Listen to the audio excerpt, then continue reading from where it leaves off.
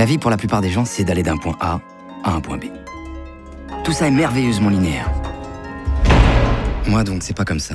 Cédric Klapisch clôt sa trilogie avec Casse-tête chinois. Après le succès de l'auberge espagnole en 2001, puis les poupées russes en 2005, le personnage de Xavier et ses anciens colocs se retrouvent à New York pour de nouvelles aventures. C'est marrant que tu vois ça si compliqué la vie. Je suis ici à New York pour pouvoir vivre à côté de mes enfants. Que j'ai eu avec une Anglaise avec qui j'ai vécu 10 ans. En Angleterre, à Paris. J'ai un enfant avec 2 lesbiennes. Je suis marié à une Chinoise pour pouvoir être américain. Et la vie, elle est pas si compliquée? C'est très loin de New York, au festival du film de Sarlat, pays du foie gras, que nous avons rencontré le réalisateur. Notre conversation s'est donc naturellement portée sur la gastronomie et il nous a livré les ingrédients d'une recette de cinéma façon Klapisch. Moi je dis souvent que c'est de la cuisine, le cinéma, et qu'effectivement il y a des ingrédients. Les acteurs c'est un ingrédient, l'image, la technique, le son, le montage. Et au fond l'idée c'est de faire un bon repas avec tout ça. Moi je veux pas manger McDo. Ah bon? Pourquoi?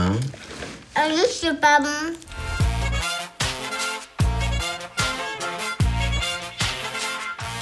La rencontre c'était pendant le péril jeune en fait, hein. Lui il avait 19 ans.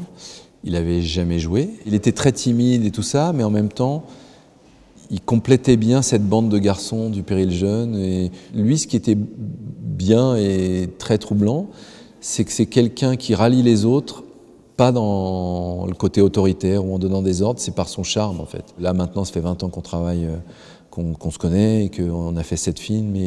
Et au fur et à mesure des films, il y a eu cette complicité que j'ai avec personne d'autre, même si j'ai travaillé plusieurs fois avec Karine Viard, Vincent Elbaz, Zinedine Soualem. Avec lui, c'est pas pareil, et c'est difficile d'expliquer.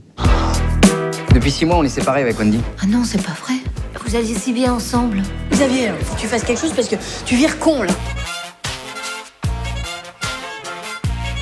Le réalisateur qui m'a montré la voie sur ces choses-là, c'est Altman.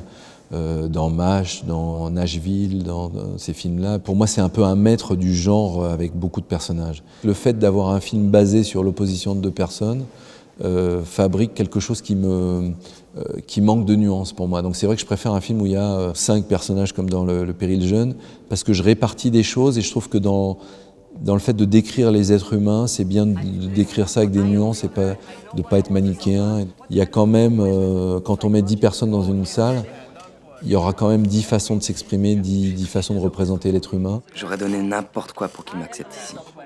Le bordel qui habitait là ressemblait totalement à celui qui m'habitait depuis toujours.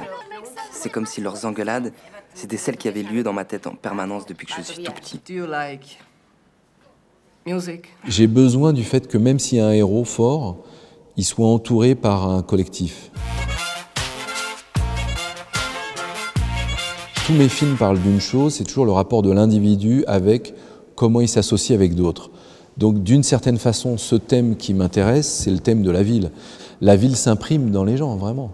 C'est pourquoi on habite ensemble, pourquoi on ne vit plus comme avant à la campagne, séparés les uns des autres, dans des villages. Et c'est vrai que j'aime bien être le témoin de ça. Bon, avant, je trouvais que ma vie, c'était pas simple. Et là, maintenant, à New York, je me rends compte, ma vie avant, c'était super simple.